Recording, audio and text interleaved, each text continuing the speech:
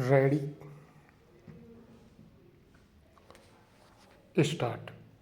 महोदय, मैं कानून मंत्री जी से कहना चाहता हूँ कि परिवार नियोजन का कार्य अगर इस मुल्क में नहीं हुआ तो इस देश में यह जनता सरकार तो क्या ऐसी हजार जनता सरकारें आ जाएं, इस समस्या का हल नहीं ढूंढ पाएंगी। हमारे हिंदुस्तान की जनसंख्या का 1/3 अमेरिका की जनसंख्या है। हिंदुस्तान से अमेरिका का क्षेत्रफल 4 गुना बड़ा है और हिंदुस्तान से रूस का क्षेत्रफल 7 गुना बड़ा है। हिंदुस्तान की जनसंख्या अधिक होने से उसमें जो भी विकास के काम हुए हैं वे दिखाई नहीं देते। उपसभापति जी, कानून मंत्री जी कहते हैं कि लोकतंत्र की स्थापना करने के लिए हम कोई जोर जबरदस्ती नहीं करेंगे। आप दिल्ली स्टेशन पर जाइए, वहाँ पर भी प्लेटफॉर्म पर 1 लाख आदमी सोए मिलेंगे। यह है आपका लोकतंत्र।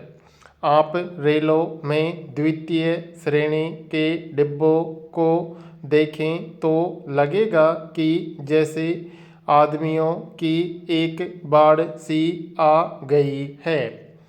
आज आप स्कूलों में जाइए, वहाँ भी भर्ती के लिए जगह नहीं है। कॉलेज में जाइए, वहाँ भी भर्ती के लिए जगह नहीं है।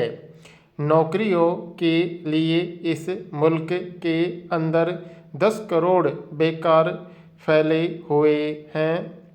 इस मुल्क के अंदर आज यह स्थिति हो गई है कि आप किसी भी बस स्टैंड पर चले जाइए, आपको जगह नहीं मिलेगी।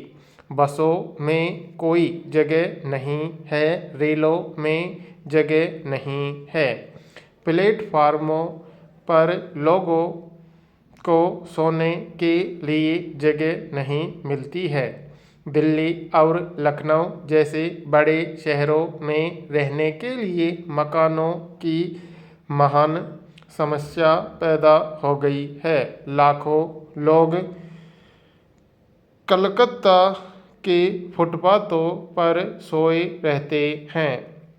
आज हमारे देश में जनसंख्या की समस्या पूरे राष्ट्र की समस्या बन गई है। मैं समझता हूँ कि जब तक इस देश के सभी दल युद्ध स्तर पर इस समस्या का हल ढूंढने की कोशिश नहीं करेंगे, तब तक यह समस्या हल नहीं हो सकती है। हमारे देश में परिवार नियोजन का कार्य सबसे महान कार्य है। जब तक इस कार्य को युद्ध स्तर पर नहीं किया जाएगा, तब तक जनसंख्या की समस्या हमारे देश में हल नहीं हो सकती है।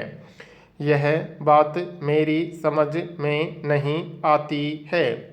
मैं यह स्पष्ट रूप से कहना चाहता हूँ कि लोकशाही की बात करने वाले अगर समाजवाद की दिशा में कोई कदम नहीं बढ़ाएंगे तो लोकशाही को कोई नहीं बचा सकता है।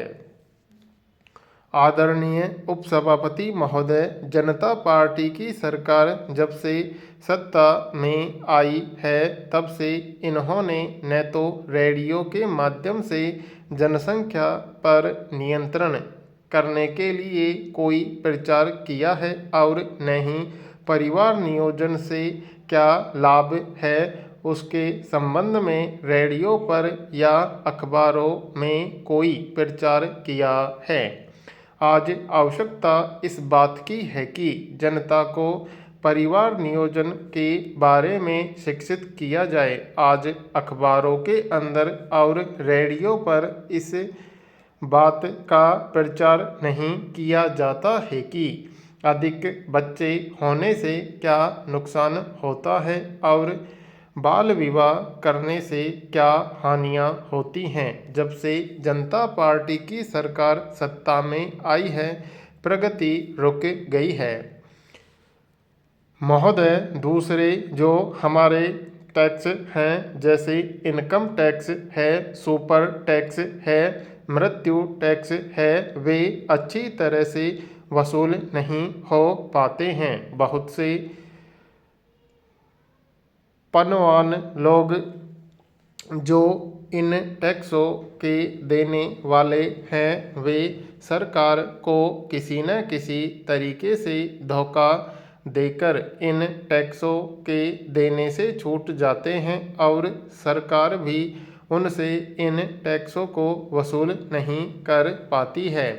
इसलिए मेरा निवेदन है कि जो ऐसे धनवान लोग हैं जिनके ऊपर सरकार का टैक्स बकाया है, जो टैक्स देने में चोरी करते हैं, उनसे सख्ती के साथ टैक्स वसूल किया जाना चाहिए। सरकार की यह नीति रहती है कि कुछ सालों तक वह इस तरह का टैक्स धनवानों से वसूल नहीं कर पाती है, उन्हें बाद में माफ़ कर दिया जाता है। इस तरह की जो नीति है वह अच्छी नहीं है। सरकार को धनवानों से समय पर और सख्ती के साथ टैक्स वसूल करना चाहिए। हमारे देश में वातानुकूलित बात चारों तरफ चल रही है। रेल में आप जाइए तो आपको डिब्बे वातानुकूलित मिलेंगे और चीज़ों के रखने के लिए भी अब वातानुकूलित मकान बनने लगे हैं। इसलिए मेरा निवेदन है कि जितनी भी हमारे देश में ऐसी चीज़ें हैं, इनके अतिरिक्त जैसे शराब है, सिगरेट है, इन पर भी सरकार खूब टैक्स लगा सकती है और अपना घाटा पूरा कर सकती है। इसके उपरांत अगर इनकम टैक्स और सुपर टैक्स में बढ़ोतरी की ज़रूरत है तो वह भी उसको बढ़ाना चाहिए। लेकिन जो नए टैक्स बढ़ाए हैं उनमें खासकर कृषि पर जो टैक्स लगने जा रहा है, सरकार को चाहिए कि उसे माफ़ कर दें, उसे बिल्कुल हटा दें। मैं इस संबंध में इतना ही अपवाद आग्रह मानता हूँ कि जिन व्यापारियों ने काला बाजार में पैसा कमाया है, अगर वे अपना पैसा छिपाने के लिए उसको ज़मीन पर लगाते हैं, यानी खेत मोल लेते हैं, अगर अंगूर के बाग लगाते हैं और इस तरह से अपने काले धन को सफ़ेद धन करना चाहते हैं, ऐसे धनवानों के ऊपर कृषि टैक्स लगाने में मुझे कोई दिक्कत नहीं है। वित्त मंत्री महोदय का कहना है कि जो इनकम टैक्स देने वाले लोग हैं, अगर वे खेती करते हैं तो उन्हीं के ऊपर यह टैक्स लगाया जाएगा। लेकिन मुझे डर इस बात का है कि जब सूखे के साथ गीली चीज़ भी जल जाती है तो ऐसा भी हो सकता है कि धनवान किसानों के बाद धीरे धीरे मध्यम तथा छोटे किसानों की भी बारी आ जाए और इस तरह से धीरे धीरे मध्यम तथा छोटे किसानों पर भी टैक्स लग जाए। दूसरी बात मैं यह कहना चाहता हूँ कि हर प्रांत में कहीं ज़मीन की मर्यादा 25 एकड़ है, कहीं 15 एकड़ है, कहीं 40 एकड़ है।